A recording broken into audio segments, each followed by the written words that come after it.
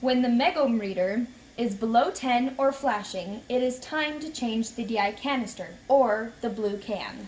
The procedure to change the DI canister is easy. You're going to need a bucket and a rag on hand. So turn the green one to perpendicular off, the orange one to perpendicular off. Then this is called the bleeding valve.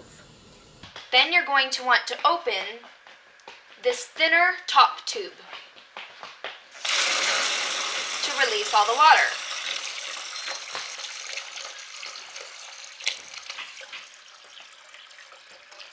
Take your rag and place it underneath these tubes like this. This helps prevent further messes. Then you can unscrew these top parts and pull them out and place them in your bucket.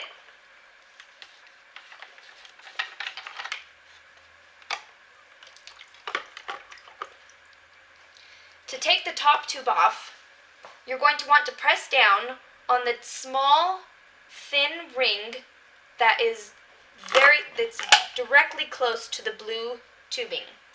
Press down on that alone and pull up on the blue tube. Using 2 fingers, press down and then you can pull up on the blue tube.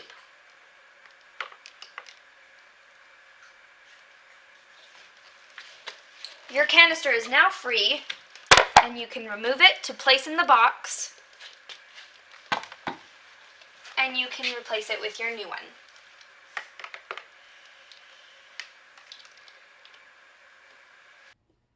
You put the tubing back in by pressing it firmly into place. You want to make sure it's in securely so that it doesn't come loose and spray water everywhere. This is the seal. You want to press that in firmly as well. And then you can screw it on.